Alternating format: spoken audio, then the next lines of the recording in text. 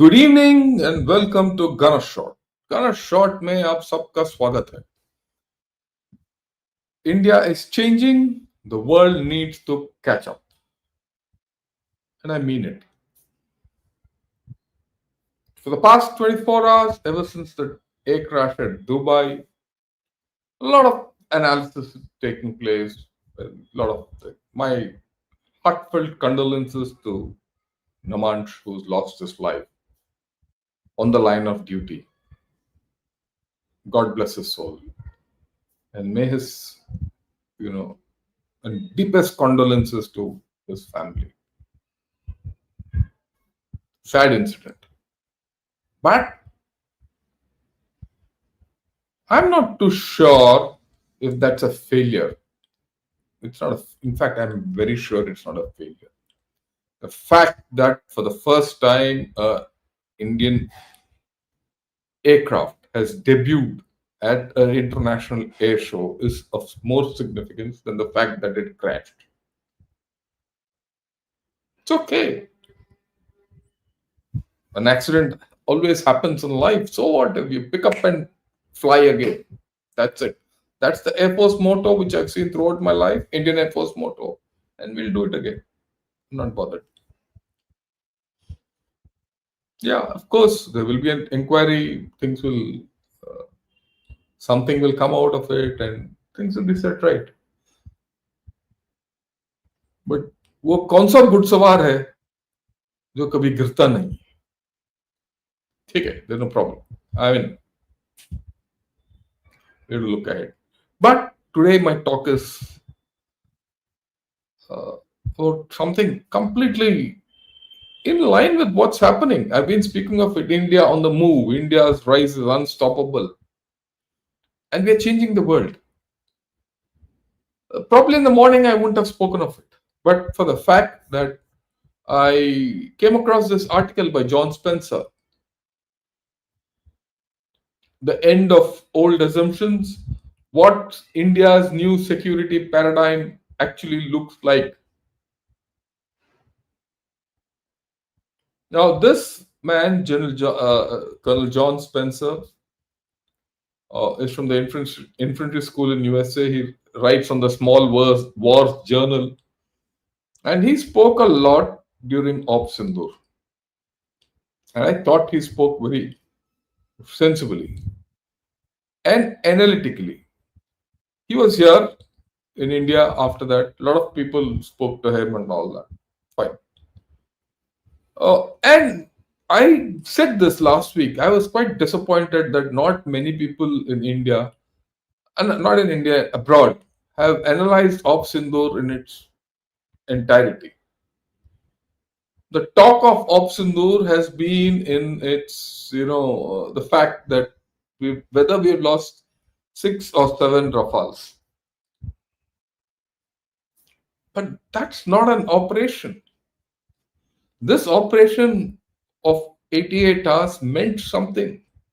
And I'll get to it. I'll get to it in my way. But part of my way is what John Spencer has written. And he's written this article today. And what does he say in this article? He says, there is a change in India. And it's been 9 months since Op Sindoor. He doesn't talk of Op Sindoor. Op Sindoor is only a marker in our journey. Right? He said, look, India has realized that limited and predictable retaliation did not deter cross-border terrorism from happening from Pakistan. He didn't mention Pakistan, but we know I'm talking of Pakistan. India had a policy of restraint, strategic restraint. And that strategic restraint was once supposed to be a stabilizing force locally and internationally. That had become strategically dangerous because it had lost value. And Pakistan felt that strategic restraint will be India's normal way of respond. Oh, kuch ho gaya, strategic restraint will not do anything more. And we also had this strange belief that terrorism could be controlled or terrorism could be contained below interstate conflict. If you hold it below interstate conflict, or that is between India and Pakistan, terrorism can be contained. That theory has collapsed. Oh, we can control terrorism by other means. No, there are no other means. You know where the fount of terrorism is. Hit that. Important. Then he says, after after observing the planning, execution, and aftermath of Op Sindoor, the conclusion is clear. India has crossed the doctrinal threshold. Actually, we have reached a new threshold. The things have changed. It's no longer a state that responds to terrorism with calibrated warnings or waits for international partners to validate its success or choices. He says choices, I talk success. We don't need endorsement of USA, China, and all that. We have sorted out Pakistan. We don't want to calibrate our operation based on their edicts. This has happened. We are no more a state that waits for international partners, international opinion to validate our choices and say, go ahead or don't go ahead. That's gone. We will do what is in our best interest. And he says India is building a new operating logic rooted in coercive clarity and willingness to act first when its citizens are threatened. We are willing to act. Even in the Delhi blast, we are willing to act. Whether we should act or not is a different story. That's a different story whether we should go in for a war or a war by other means or a hybrid war or a grey zone operations. That doctrinal threshold is crossed. We use our own new threshold. This shift had happened. It's just that people probably didn't guess it. And Op Sindoor did not create this shift. It just showed the world that the shift has happened. And this is what New India is all about.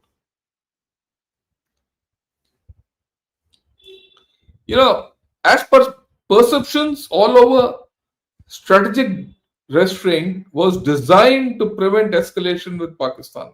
Restraint, let's not escalate, hey, go. But today's strategic restraint does the opposite. We did exactly the opposite in Op Sindoor. There's no doubt about it. And should we do it again? If the situation demands, we should. The only caveat I'll ask, be careful of the political outcomes. Don't worry too much. There's a limit we need to improve our strategic communication. There's no doubt about it.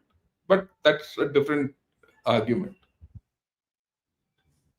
He says, when we treat major acts of terror as acts of war, we have changed the strategic restraint framework into a doctrine of compellence. Our doctrine is compellence. Compel that enemy to change his behavior. And this compellence will occur. And this compellence has started already with Pakistan, China, and Bangladesh. And I'll talk of it. These are three major problem areas for us. Politico-military problems, the rest are far away. The rest are all other types. And then in this article, he says, the government of India no longer waits for lengthy attribution cycles. Oh, kiya, na kiya, nothing. Delhi blast, we know. We'll do something. We know that whole story is from Pakistan. Pakistan is already on a notice. What we do with Pakistan is our internal thing. Or we don't have to wait for international pressure. The day we convince that, look, Pakistan is the thing and this is the payoff we are going to do, we should go ahead with Pakistan. We will. No matter what that fool Asim Munir says. It's a different thing how we do it. That's the matter of opinion. Today, for us, preemption is considered a sovereign right. And you see our army commanders or chiefs or defense minister, they're talking of it. They're talking of the fact Pakistan, try something and we'll show you. It's no more, no, we don't, we are worried about your nuclear status and all. Nuclear status be damned. Let's see you try. Let Asim Munir try and he'll get it. Right? Now, he again clarifies in this. This is something like a post-operation analysis. Says during Op Sindoor, India struck deep, right? And early using, we struck deep and early using long-range fires, drone swarms, loitering ammunition, and real-time fused intelligence.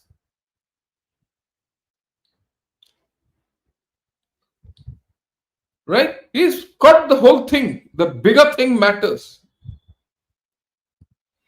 Look, day before I showed you that clip of 6th December 1971, where Pakistan claimed that it had shot down 49 aircraft, Indian aircraft. And yet it lost the war. Same thing here. They claim they've shot down 7 Rafales without any evidence. And they claim they win the war. And they've lost the war actually. They've lost it badly. Right? And because we used all this, we used long range fire, which they never expected in their dreams, loitering ammunition, and most importantly, fused intelligence. Now that bloody Asim Munir can keep barking like a dog, it doesn't matter me. On that day, he went into a bunker. On night 9th, 10th May, he was deep inside a bunker, hiding.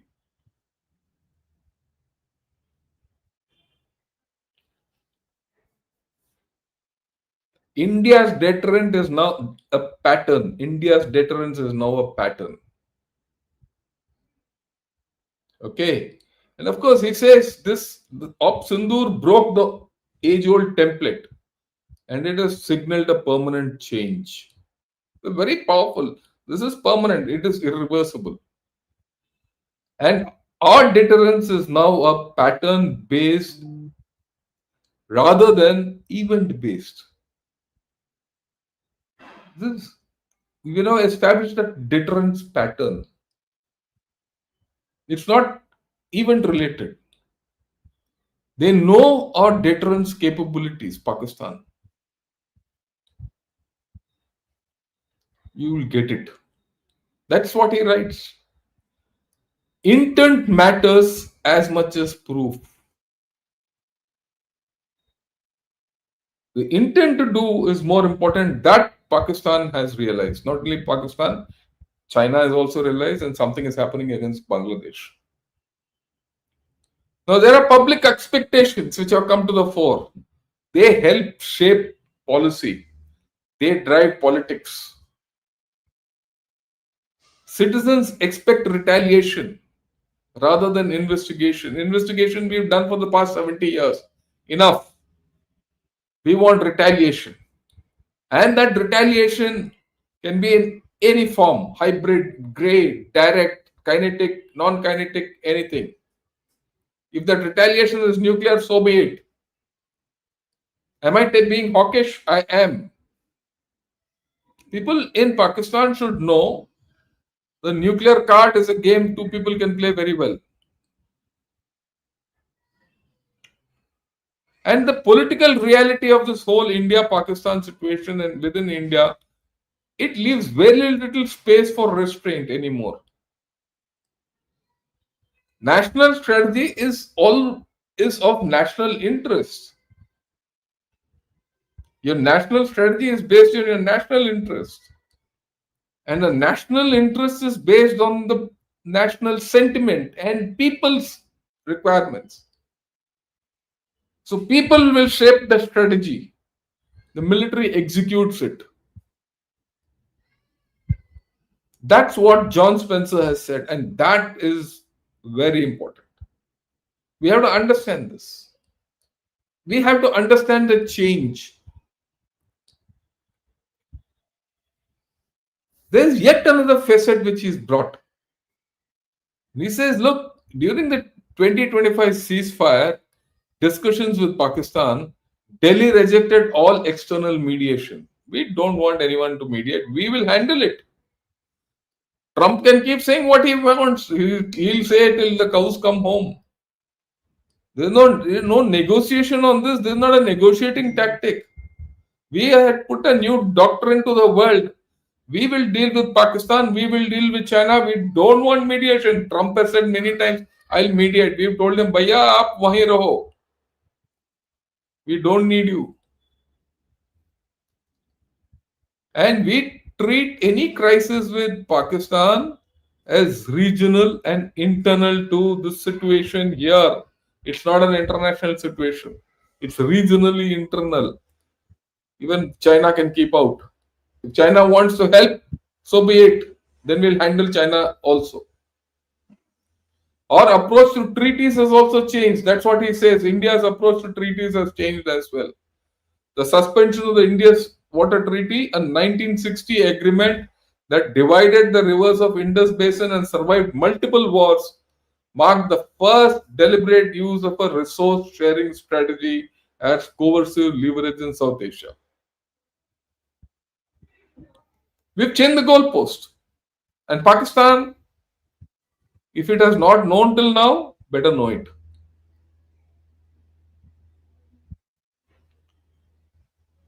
Right? And this shift is echoed by what our Prime Minister says. Blood and water cannot flow together. It's no more just saying, we will do it. And that's what John Spencer says. And I agree with him.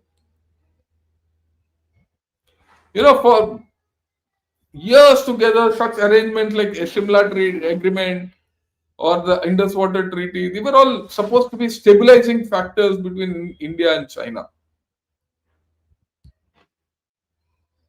And they were meant to insulate both countries from conflict. These two documents, basically these two and others also, were levers used by foreign powers to ensure that conflict doesn't happen. No more.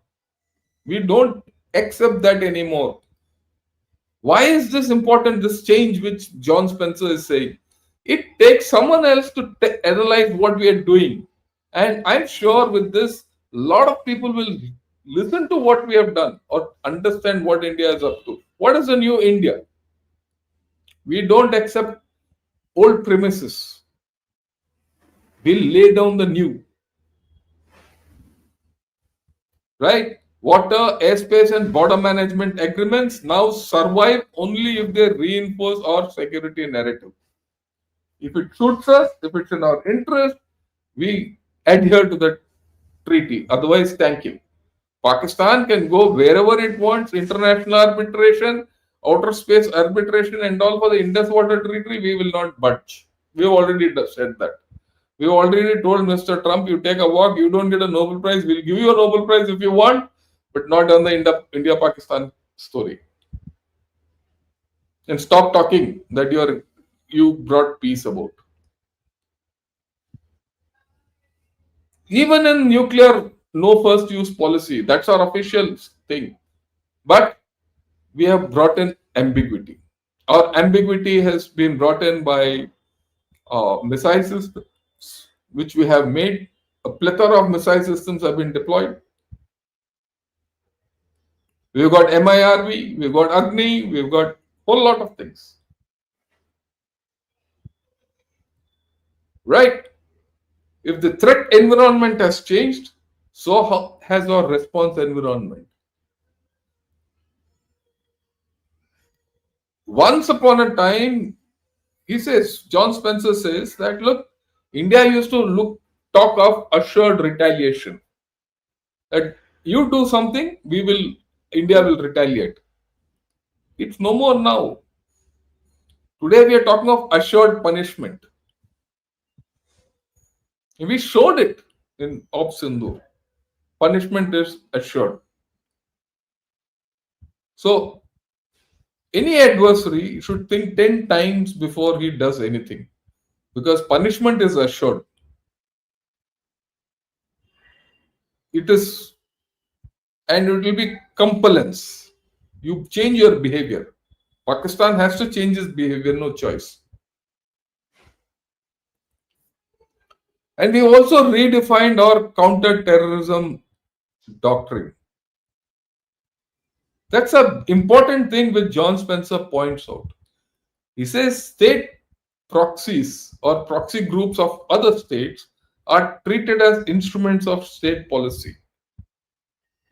The deniability which Pakistan used to enforce by saying, oh, this is their indigenous homegrown terror or indigenous freedom struggle, no more. If there's anything happening in J&K, we know your track record. Whether you deny or not, we are getting after you. We might do it at the time and place of our choosing, but we'll do it. I mean, don't be clear. Let me be very clear. You think Delhi terror blast will be let away? No. I see our government doing something very sensible. They're doing lawfare at this point of time. And there's going to be a hybrid response. We shouldn't have a doubt about it. Okay. Zero tolerance is what he says India is practicing. Then he says, in this entire story, I mean, this is important. A final dimension is often overlooked about India. China is the silent second audience for India's choices. And I spoke of this during Op Sindoor, that China has to learn a lot of lessons from Op Sindoor. It might talk of a certain amount of lessons otherwise, but the real lessons of Op Sindoor, China has learned. China is talking today a lot about Japan. It's getting into conflict with Taiwan. Again, reigniting it. It is doing something against Philippines. Nothing in the border. And I'll talk of that. I'll talk China versus China tomorrow morning. How China destroys itself. We'll talk of it tomorrow. Right? Right. Signals meant for Pakistan carry an implied message for Beijing. Our strategic communication at one level has failed, at another level, it is doing something new. When we say we're going to hit Pakistan, China should understand why Pakistan has Chinese weapons. And he puts it in the right perspective. He says India's interception of Chinese origin PL-15 air-to-air missiles and its successful defeat of Pakistan's Chinese supplied air defense systems during Op Sindoor provided valuable intelligence on Chinese weapon designs and vulnerabilities. Very, very, very explicit. Vulnerabilities of Chinese weapons, interception, successful defeat of PL-15 and Chinese supplied air defenses. PL-15 was intercepted. I said that. Then now John Spencer says, so we have defeated Pakistan's air defense, with the government of India in a press information bureau release has said this on May 9th. And we have very clear idea of what the Chinese weapons and designs and everything. And our deterrence logic, our deterrence doctrine is built on the two-front environment in which one actions on one front have consequences in the other. What is interesting in this entire article is, here is a man who said something which we have been screaming. He's put it succinctly in a short, concise article which I have now explained to you. Then, very important, he says India is transforming under fire. India is transforming under fire. Very important. India is not becoming reckless, it is becoming coherent. It is aligning doctrine, public expectations, defense industrial capacity, and geopolitical messaging around a single principle. Security must be achieved by India, not granted through outside mediation or constrained by outdated assumptions. All old stories. Thank you. Out. We are transforming, and we are transforming under fire. We are transforming through battle. That is something which he highlights. Security must be achieved by India, not granted through outside agencies, not because USA feels it fit. That's all gone. India is now taking its security in its own hands. India has written a new playbook. The world needs to catch up. That is why I got my headline.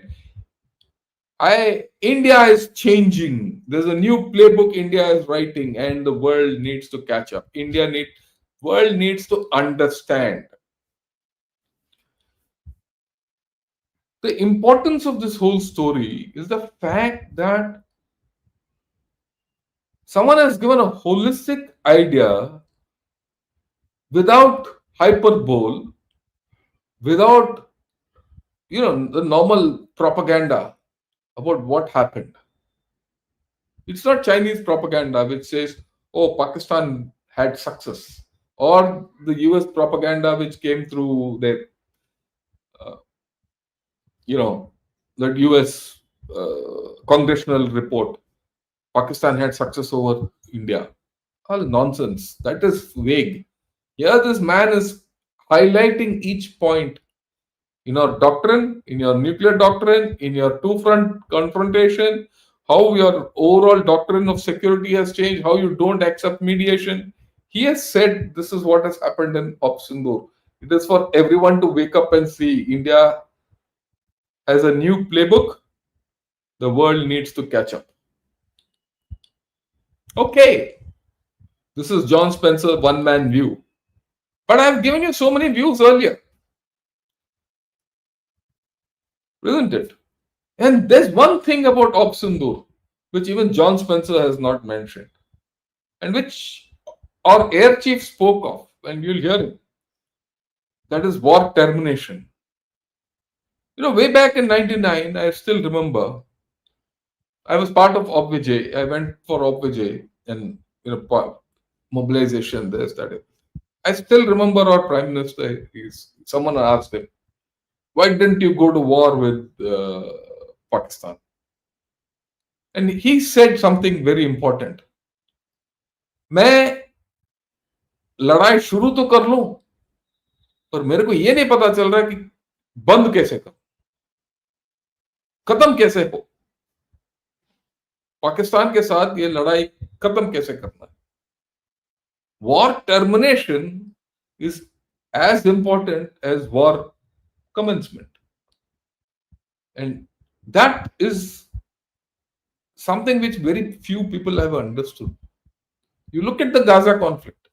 You could look at the conflict in South China Sea. You look at the conflict in Russia, Ukraine. How many years it's going on? Everyone thinks that Russia-Ukraine conflict is just from February 22. That's what everyone thinks. No. This goes back to the Maidan revolutions, 2005. We're going on, it's long back. It started, it's not stopped. There's no way it's going to stop. There's no way this Gaza conflict is going to stop. Irrespective of the fact whether there's an Islamic stabilization force or an international stabilization force, nor will the South China Sea problem. It's there. The problem between India and Pakistan will continue, but this war terminated. And look at, I've given you this. Look at what Air Marshal AP Singh said. Hear him. तो main लड़ाइयां चल रही हैं आज whether it is Russia Ukraine या फिर वो Israel वाली लड़ाई जो चल रही है, वो चली जा रही है, सालों साल बीत गए हैं, क्योंकि कोई कॉन्फ्लिक्ट टर्मिनेशन के बारे में नहीं सोच रहा है कि हमें एक बंद भी करना है. I think what we have to understand, जो हमारे को भी ऐसा बोला गया था कि भाई फीलिंग्स ऐसी सुनने में आई हैं और लोगों ने भी कहा है कि नहीं नहीं और थोड़ा करना चाहिए था, बहुत जल्दी हमने रोक दी लड़ाई. यस, वो बैकफुट में थे, नो डाउट, बट हमारे ऑब्जेक्टिव क्या थे? हमारा ऑब्जेक्टिव एंटी टेररिज्म था, उनको स्ट्राइक करना था, वो हम कर चुके थे. तो अगर हमारे ऑब्जेक्टिव्स मीट हो चुके हैं, उसके बाद why should we not terminate a conflict, why should we carry on? क्योंकि कोई भी कॉन्फ्लिक्ट है उसके बहुत सारा प्राइस होता है जो हमें पे करना पड़ेगा. It will affect our preparedness for the next one. It will affect our economy. It will affect the general, progress of the country. So I think this is what the world is forgetting. उनको यही नहीं पता कि हमारा target क्या था जब हमने लड़ाई शुरू करी थी. अब वो गोल पोस्ट उनका शिफ्ट होता जा रहा है. Egos are coming in between, and this is where I think world has to learn a lesson from India how to start and terminate a conflict at the earliest possible opportunity.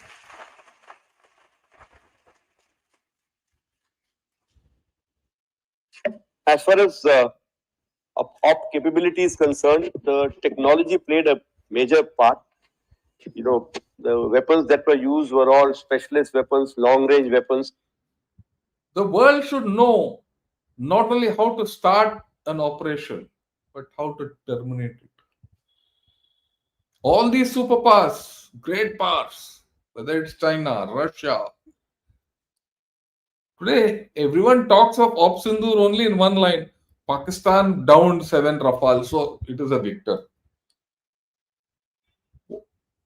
Did we achieve our objectives in Op Sindoor? Yes.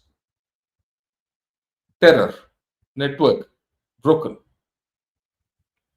So far, they've not responded in a great manner. Yeah, they'll respond in a different manner, but we'll do that. We'll sort that out.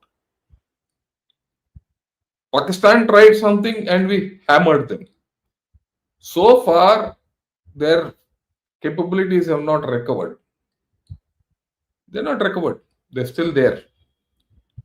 So if you have achieved your objectives, and they say, like everyone says, Clausewitz also said, war is politics by other means. You reached your objectives, go political. We've done that. Yet, we've not closed Op Sindoor. It's on. We can reopen conflict any day we want. Op Sindoor is on. So you have your options. You terminated the active conflict. That is something which John Spencer also has left out. I'll not say, but he's written quite a bit. The world needs to understand what India has done.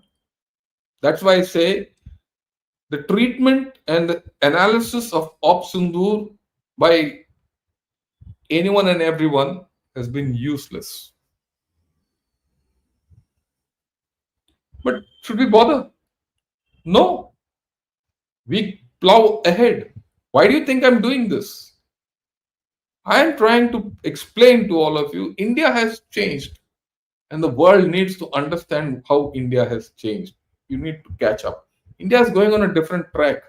We might have our problems. We'll have huge problems. We have huge problems of Atmanirbharta, capacities, corruption, caste, creed, politics, democracy. I can be this thing, but we have something which others don't have. We'll talk of that. I still have a lot to go. तो main लड़ाई है. It's not only military capabilities, it is non-military capabilities applied in an international environment which matter. This is Mr. Tirumurthy. He's our ambassador, permanent ambassador to the UN. He spoke recently in the premises of UN. If you this is a UN insignia. Yeah. In the International Maritime Organization seminar of something. And here what India has done in the past 2 years. And see for yourself if there is any country which has done this. India, being in the top three maritime communities with 12% of the world's seafarers, gives immense importance to the safety, well being, and rights of seafarers who form the lifeblood of global trade and maritime stability. Madam Chair, over the last 2 years, in response to shipping attacks and rising incidents of piracy in the Western Arabian Sea, the Indian Navy has deployed over 35 ships in the region, carried out more than 1,000 boarding operations, and has responded to over 35 incidents. The credible and swift actions of the Indian Navy have saved more than 520 lives, irrespective of nationality. Since November 2023, the Indian Navy has safely escorted over 367 merchant vessels carrying over 14.7 million metric tons. Look at what our Navy has done. 35 incidents, 367 ships, 12 million metric tons of tonnage, and it has kept the Indian Ocean region open. Of cargo valued at over $6.3 billion. India's decisive action in the liberation of MV Ruin from Somali pirates and the rescue of crew members demonstrated India's commitment to safeguarding seafarers, irrespective of their flag and nationality. Indian seafarers serving on the Maryland Luanda showed exceptional courage in the face of a missile attack in the Gulf of Aden and were recognized with the IMO Bravery Award, while the Indian Navy received an IMO Commendation. Indian Navy has received an IMO commendation. Which other country got it? Will be hard put to find out. This operation. India's Information Fusion Center in the Indian Ocean region, the IFC-IOR, has strengthened real-time information exchange, while the Directorate General of Shipping, through the DG Com Center, has maintained round-the-clock crisis response cells and issued continuous advisories and coordinated with foreign maritime administrations for the safe passage of seafarers. I bring to kind attention of the Chair that IMO has added the IFC-IOR as a key reporting center in the IMO Best Management Practices Maritime Security. The next logical step is to include the IFC-IOR as the IOR's primary reporting center in the IMO Maritime Safety Committee resolution. The support of member states in this noble endeavor would be invaluable to our Slow and steady. India is becoming the security provider in Indian Ocean region. This report says so. This is hard facts. These are hard numbers. You can't run away from it. Our Information Fusion Center in Bombay is the nerve center for everything in IOR, and people are now talking of it. The full video I have not shown. If you see the full video, you see as to what all others have said about how India has behaved. We're one of the few countries which have carried out anti-piracy operations this side of Red Sea, along the Horn of Africa. China was there. What did it do? Pakistan to chodo. But China is supposed to be a superpower, na? Everyone talks of it. They've got a bigger navy. They've got 3 aircraft carriers. What did they do? They sat in Djibouti and ate noodles. That's all. So let's not fall for this Chinese propaganda.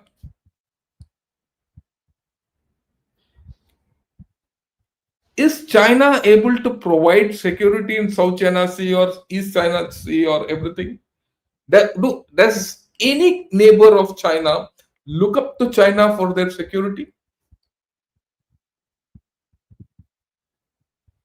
Am I talking nonsense?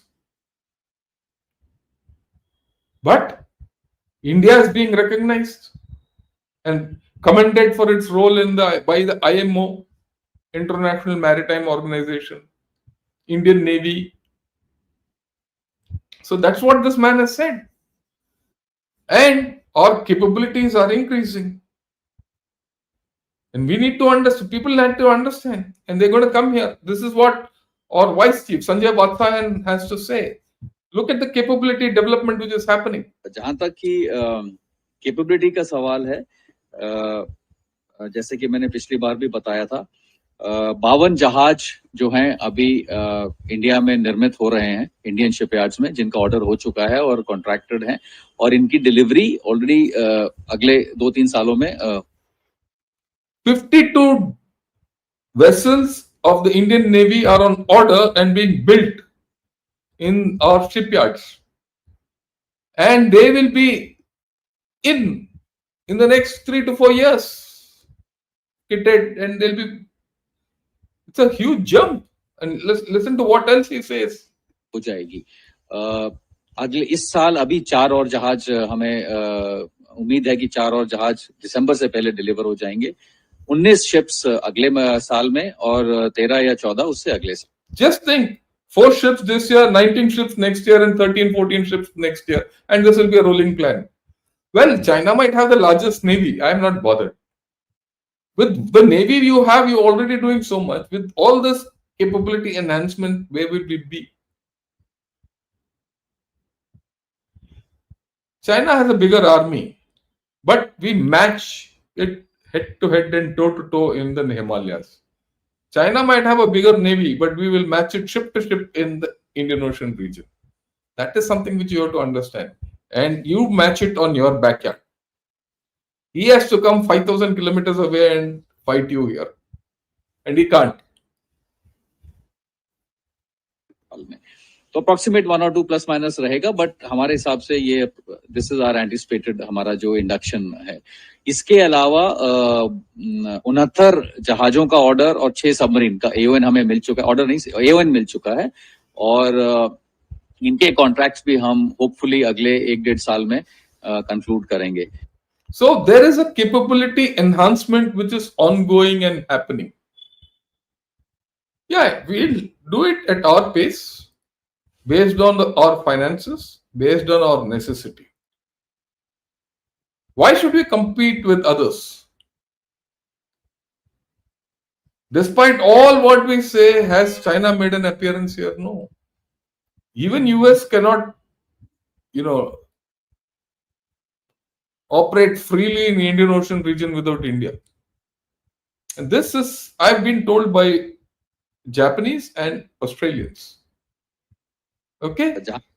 And look at it. Look, this man is, I keep showing this. This is a video which everyone must see. In this, he brings out the comparison between India and China in the future. And the future is ours. And quite late in the process, the Indians decided that they did not want to participate in this. And therefore, we now have, ASEAN plus Northeast Asia plus Australasia. I think it's a useful grouping to have. I hope one day the Indians will be ready to participate. Certainly, if they're going to grow and on projections one day, they will catch up with the Chinese, maybe even overtake them, but because they have a much younger population and the Chinese population is already declining. But I think maybe they'll one day catch up with the Chinese and overtake them because the Chinese population is declining and the Indian population is much younger, says Singapore PM Loong, Hsien Loong. Prophetic. He's a Chinese. He's a person of Chinese origin. And Singapore is 70% Chinese. They have excellent relations with Chinese, and this he says this in Chatham House in Delhi. Not Delhi, in London. I keep showing this because this is where India is going. That's how India is changing. It's not a matter of what John Spencer said about India changing its doctrine and action and military and all that. There's something called the economy which is changing along with this whole story. Right? And today, our Prime Minister is in Johannesburg for the G20 meet. He meets the Australian President Albanese, and this is a tweet which Albanese puts out. He says, in Australia and India are great friends and partners. From trade, defense, security related to education and clean energy, our relationship is fundamentally important. Fundamentally important. Wonderful to catch up with my friend Prime Minister Modi ahead of the G20 summit. I've taken two cases today, Australia and Afghanistan, to analyze and substantiate what I've been saying that India is changing. Let's talk of that. This is Penny Wong, who's the External Affairs Minister of Australia. Listen to what she says. I really appreciate you welcoming me and my delegation here, and thank you for hosting us in India for the 16th Framework Dialogue. It gives me very great pleasure to see you too, personally. And so this is the 16th Framework Dialogue that Australian has had with India. That's the first part. Okay. Yeah. Like you, I place a great deal of importance on our relationship, our personal relationship. They tell me this is our 26th meeting, which means you still are the person I've met most in this job. And, you know, I think that our relationship has only grown to the benefit of our two countries. Our two nations have never been closer, and in many ways our partnership never more consequential. And if I may, it's a mark of how close we are that we've turned up despite the fact you've beaten us in both the women's and the men's cricket. On a more serious note, picking up where you ended, we see this partnership as critical and weighty in its own terms bilaterally, but as also as crucial for the region. You are a leading power. Look at what she said. This is our 26th meeting. It's the maximum I've attended with any country. That's the first.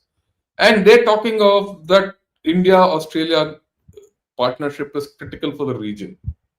And bilaterally. Main points. Now, why haven't I spoken of Australia? The way the Australian Prime Minister has spoken to our Prime Minister, has tweeted about our Prime Minister, and this. Australia was antagonistic to India prior to COVID. 2019. You'll see India-Australia equation. It was antagonistic. Australia was more on the side of China. They felt India was outdated. Except cricket, we had no relations. In 4 years, see the turnaround. It doesn't happen overnight. Why is it happening? India is changing.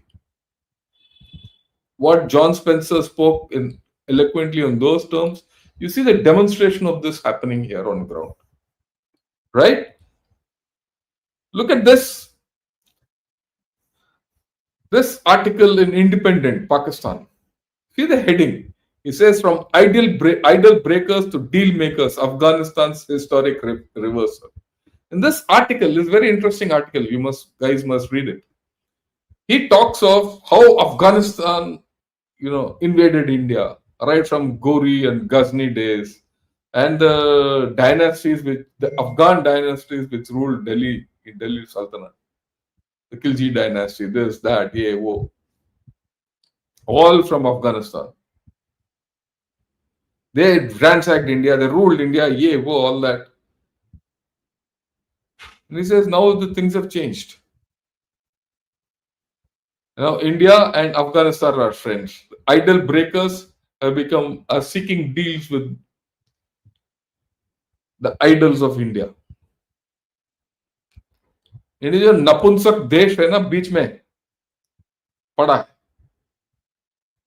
ना वो अफगान बन सके ना Indian बन सके, वो पाकिस्तानी रह गए. They're in between. They're absolutely napunsak. And that's the turnaround. Historically, Afghans were invaders and did whatever they had to with India. Even in the occupation, the American occupation of Afghanistan for 20 years, the Taliban, the Afghans, not the Afghans, the Taliban and the militant lot of them were against us. Today, they can't survive without us. And this is what this man had to say. Listen to this. Who's he? Right? He's the commerce minister of Taliban. Other day, Mutaki came, foreign minister. He went to Devband, Yevo. This man's visit has been low key, but he said something very significant. Right? He speaks in Pushto, right? And there's a translation. Just listen to it, and we'll get to it. And their team and their authorities that they have been providing and they have provided so far to us. And definitely it will play a positive role in the relations that we have since long time with India. So, and we will definitely continue this. در روزهای اول فتوحات امارات اسلامی زمانی که مسئولیت وزارت صنعت و تجارت ما به عهده گرفتیم ما ملاقات با مسئولین نماینده های جمهوری هندوستان در مسکو داشتیم و همچنان در کابل بعد ملاقات را داشتیم. افغانها هیچ وقتی هم احسان فراموش نیستند. در اون وقتی که بسیار مشکلات واقع برای مردم ما بودند، مشکلات داشتند، حتی پولی که از افغانها بود آمریکایی ها همه را پیش خود خرید کردند بدن بانک های خود. جمهوری هندوستان 50,000 تن گندم کمک کرده بود و اعلان کرد که ما 50,000 تن گندم اگر هم به افغانها کمک بگیریم و به دوسترین فرصت این پروسه خلاص شد به افغانها کمک کرد و حقیقتا که یک کمک برادرانه و یک کمک بود که مردم افغانستان When I started as being the Minister of Industry and Commerce in Afghanistan, and at the initial stage, I had the opportunity to meet the Indian colleagues, Indian friends in the meeting of Moscow, and then and a follow-up meetings with them in different platforms. So it was really a tough time, but we noted that, however, our 9.3 billion dollar it was frozen by USA. But at that tough time, we noted that Indian government they provided full support in terms of weight transporting from India directly to Afghanistan, and it showed their brotherhood, and it showed their respect, and it showed their love to Afghan people. See what he says. He says everyone froze our money. We didn't get anything. It was at that time India gave us wheat. No one else gave. Naturally, loyalties have shifted. There is no doubt. I have no doubts in my mind that Afghan loyalties have shifted away from Pakistan. Because people respond to, good deeds. Right? Pakistan only had bad deeds and bad intentions on Afghanistan, and they're getting it back. And that is why today they have to write idol breakers have become idol worshippers.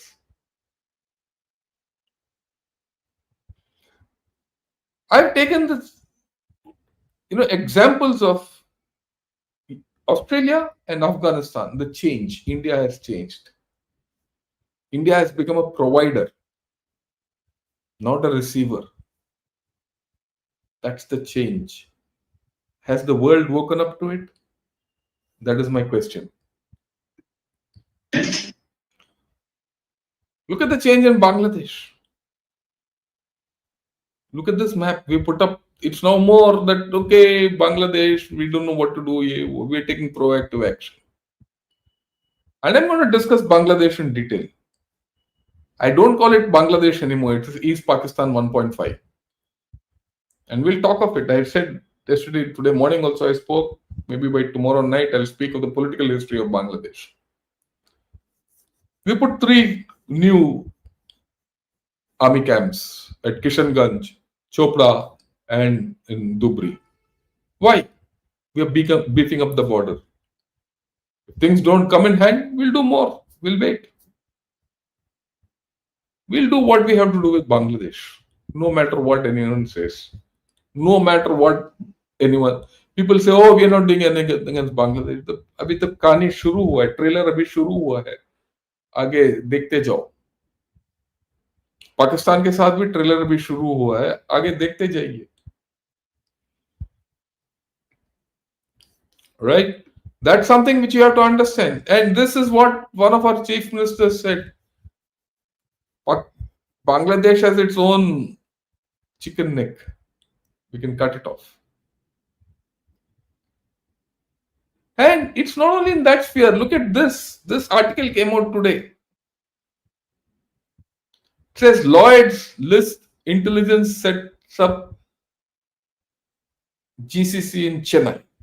A global capability center for Lloyd's intelligence is being set up in Chennai. The world is changing.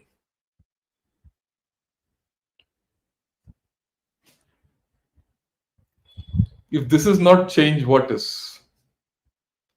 That's why there's a lot of investment will automatically come in. Why will someone establish a global capability center that too like Lloyd's intelligence?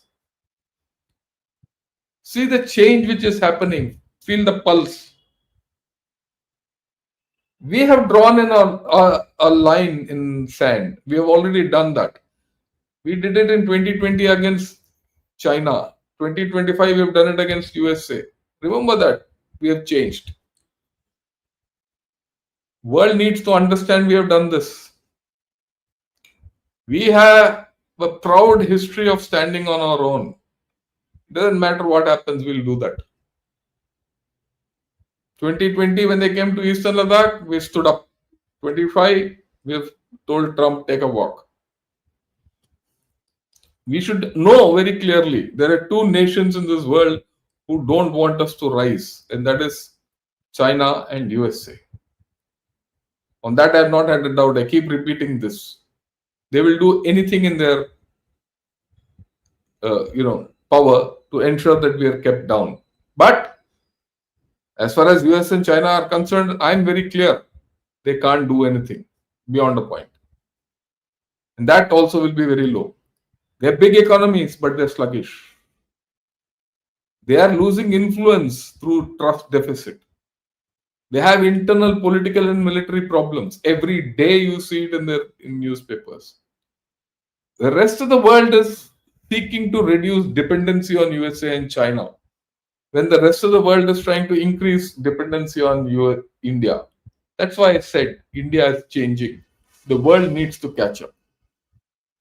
Both US and China today want responsibility. In fact, they want influence, but not responsibility.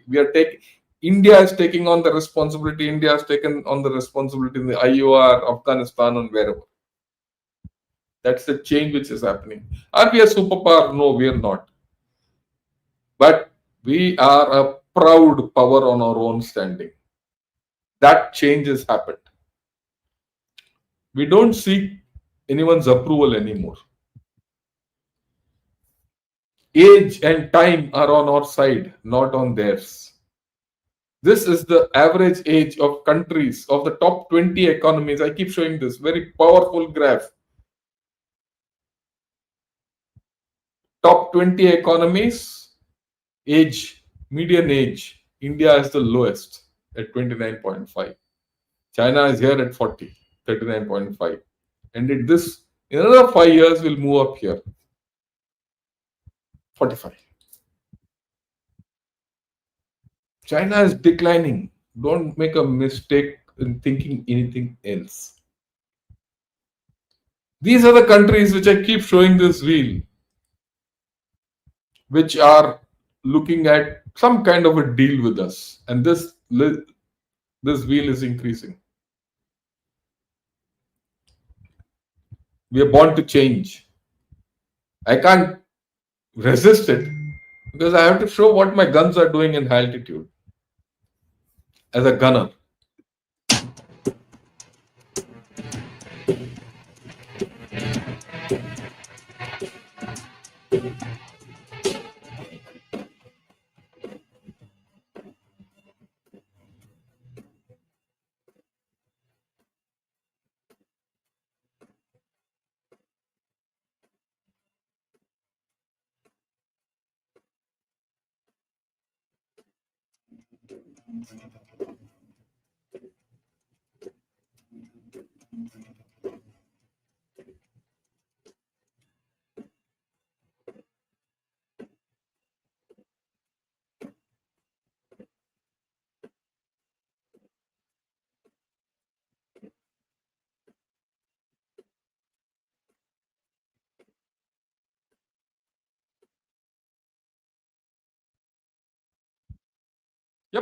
I've done for the day. If you like this video, like it. Do subscribe to Gunner Shot, press the bell icon, and also join me as members.